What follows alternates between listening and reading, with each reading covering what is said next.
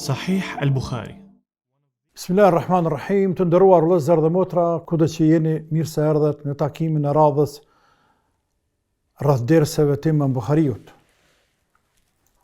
Sahihul Bukhari. Po filloj me emrin e Allahut Azza wa Jall me ligjëratën e parë të librit. E që fakt është dersi 8. Po hym kapitullin e parë, Bad'ul Wahy, fillimi i shpalljes. Kështu fillon Imam Buhariu. Një kapitull të madh, fillimi i shpalljes. E pastaj thot: Kayfa kana bad'ul wahyi ila Rasulillah sallallahu alaihi wasallam. Si ka qenë fillimi i shpalljes së pejgamberit Rasulullahit sallallahu alaihi wasallam. Pastaj, se ka jetin koranor, inna wahajna ilejke kema wahajna ila Nuhin wa nëbijine min ba'di. Ne të kemi shpallur ty, sikur se i patëm shpallur Nuhut dhe pejgamberve më pas, pejgamberve tjerë pas tina. Pra, Imam Buhariu, librin e tina, e fillon me kapitullin e shpalljes. E pason pastaj me kapitullin e imanit. Pastaj me kapitullin e ilmit të dijes. E pastaj fillon me abdes dhe kështu me radhë. E ka filluar me kapitullin e shpalljes. Fakt ka fillu me Bismillahirrahmanirrahim, për bereqet. Pastaj Allahu ka fillu Kur'anin me Bismillahirrahmanirrahim. Pastaj krejt ulemat. Librat e tyre fetari kanë filluar me Bismillahirrahmanirrahim.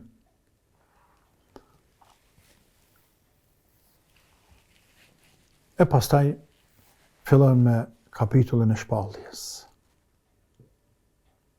Dhe thot, si ka ardhur shpallja e pejgamberit alayhi salatu wassalam, e pastaj si ka jetin koranor. Të lartë përmendur të surës An-Nisa, ajetin 163.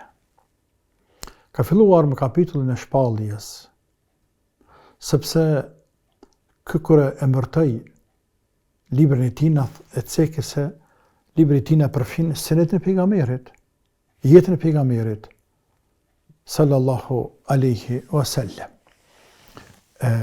Me këtë sinalizon shpalljen e cila ka ardhur pejgamberit alaihi salatu wassalam.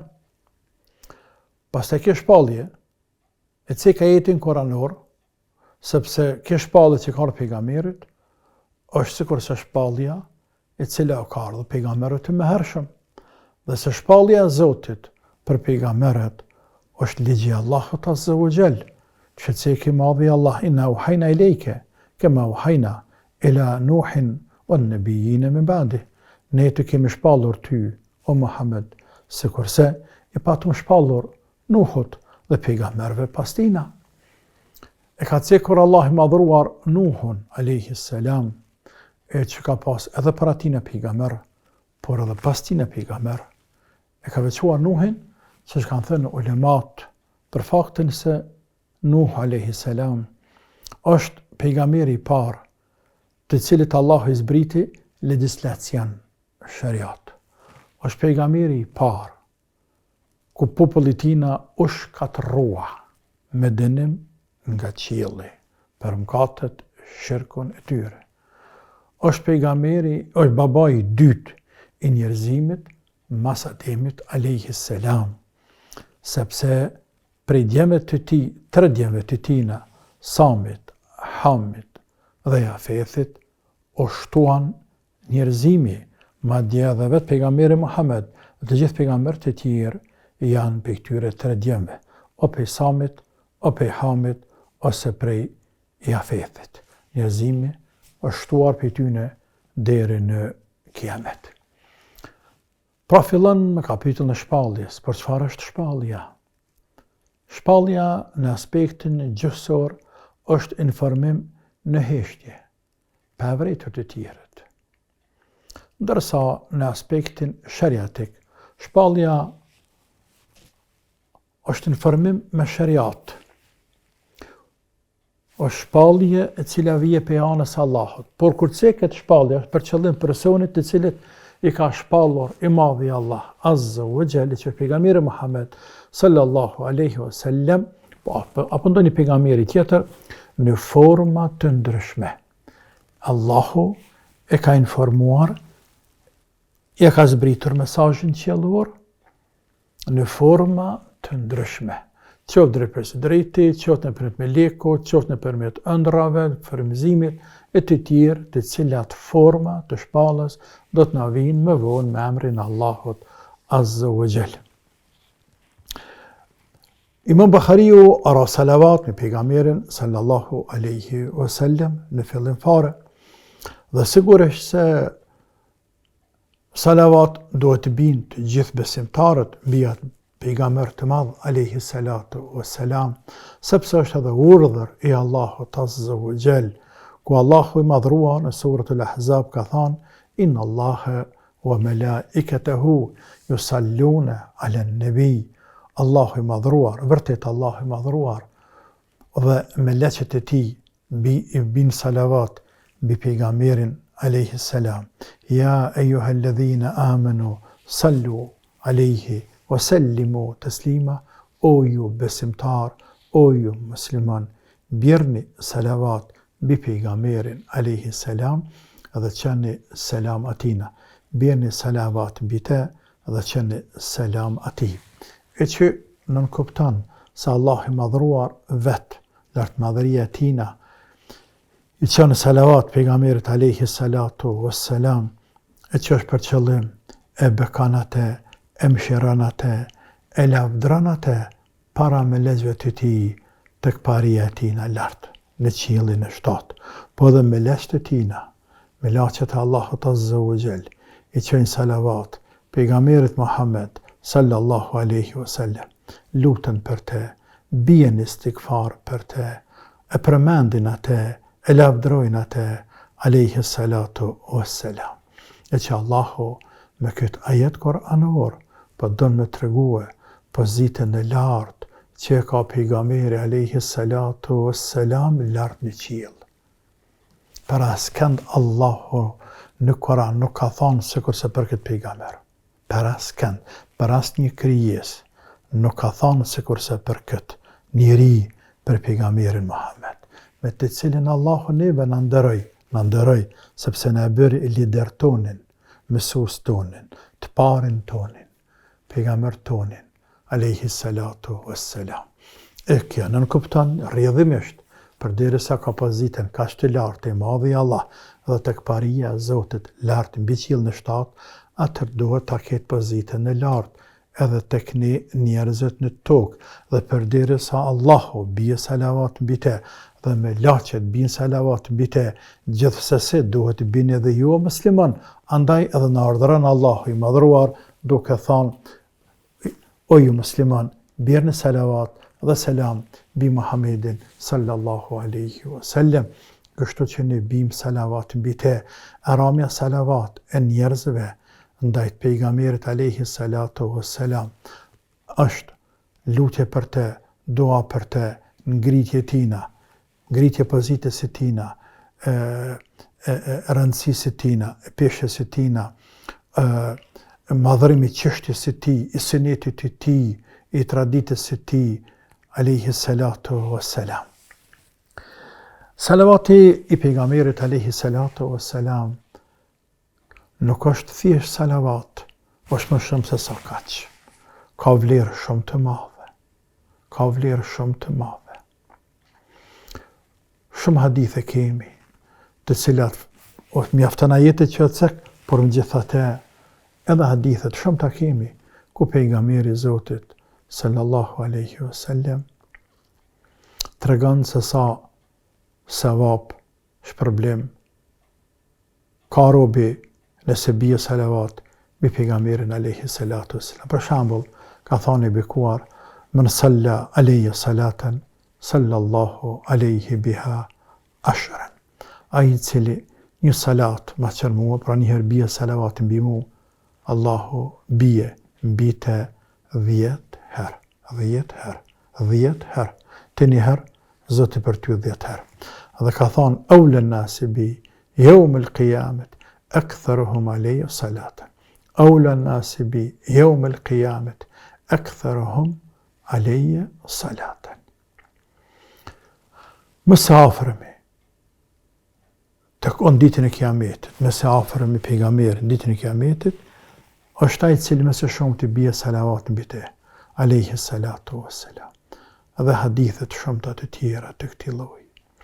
Po dhe fjalët e selefëve, ulemave të selefëve gjeneratave të para, janë të shumëta, të cilat flasin për rëndësinë dhe peshen e rënjes salavat dhe dërgimit selam pejgamberit alayhi salatu wassalam.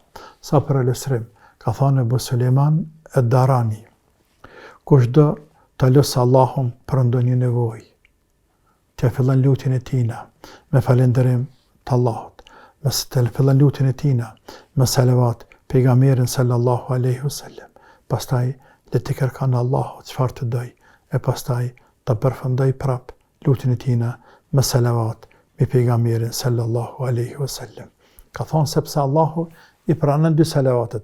Salavatën e parë fillon lutjes e pranon, salavatën në fund lutjes e pranon. E rahmetit i është më i madh se sa me pranu këto dyja anash fillim në fund e me të lëmë pa ta pranue edhe duan tonë apo ata që është mes dy salavateve. Imam Nevaviu ka thonë, të gjithë ulemat janë në konsensus, të gjithë janë të pajtimit, se është e preferuar, është mustahab, është e lavdruar që lutja, duaja të fillohet me elhamdulillah, me falendrua Allahun, pastaj me ra salavat, me që salavat pejgamberit sallallahu alaihi wasallam, po ashtu edhe me këto dyja të përfundohet. Të fillohet me elhamdulillah dhe të përfundohet me salavat pejgamberit sallallahu alaihi wasallam. Pra, e fillojna me elhamdulillah salavat pejgamberin, e përfundojna me elhamdulillah dhe salavat pejgamberin sallallahu alaihi wasallam. Flinë të ceket se kur jemi të salavat pejgamberit sallallahu alaihi wasallam, Imam Nevaviu ka thonë është mirë, është e preferuar, jo vajib, por është e preferuar që kur të qëmë salavat pejgamberit, mos me nda salavatin pe selamit, apo selam pe salavatit, por me thonë të dyjat, alaihi salatu wassalam, ose Allahumma salli ala Muhammad wa ala ali Muhammad, Allahumma salli ala Muhammad sallallahu alaihi wasallam. Janë disa format salavatit, por është mirë thot mos me nda. Për ndryshe janë disa format salavatit, ku cilë që bje në robit dhe pejgamberit sallallahu alaihi wasallam, inshallah i mjafton. Ulemat islam kanë diskutuar se sa herë është obligim që njeriu të bijë salavat pejgamberit alaihi salatu wassalam gjatë jetës së tij. Ibn Abdul Barr ka thonë, të gjithë dietarët kanë rënë ujdi se dërgimi salavat e pejgamberit sallallahu alaihi wasallam është farz, vajib për çdo musliman. Të gjithë dietarët kanë rënë ujdi se dërgimi salavatit e selamit pejgamberit sallallahu alaihi wasallam është farz apo vajib. El-Qadi Iyad ka thënë, salavati pejgamberin sallallahu alaihi wasallam në përgjithësi është vajib, i pa përcaktuar me ndonjë kohë të caktuar. Salavati me pejgamberin sallallahu alaihi wasallam në përgjithësi është vajib, i pa përcaktuar në ndonjë kohë të caktuar. Kurtubiu ka thonë, nuk ka mos pajtim mes ulemave, se një herë në jetë është obligim farz me ra salavat mbi pejgamberin sallallahu alaihi wasallam, ndërsa herave tjera është sunnet muakkad, nuk e leat pos ai që nuk ka hajër në te, nuk e leat, pra nuk e leat salavatin, pos ai që nuk ka hajër në te. Zamakhshariu ka thonë, nëse thua salavati mbi pejgamberin sallallahu alaihi wasallam, a është vajib obligim, apo e preferuar mendub, them se është vajib, e që kanë diskutuar ulemat se kur është vajib. Disa kanë thënë se është obligim vajib sa që përmendet pejgamberi sallallahu alaihi wasallam. E disa kanë thënë se është obligim vajib të qëjmë atina salavat njëherë brana në mejlisi edhe nëse në atë mejlis përmendet shumë herë ai i bekuar sallallahu alaihi wasallam. Disa kanë thonë se është vajib një herë në jetë. Kurimi të salavati pejgamberit sallallahu alaihi wasallam pra në përgjithësi që ka vajib e pa përcaktuar në numër dhe pa përcaktuar në kohë, por gjithsesi është edhe një nënpyetje tjetër apo një nënmesele mbrana salavatit pejgamberit sallallahu alaihi wasallam, e që është fjala rënja salavat në namaz.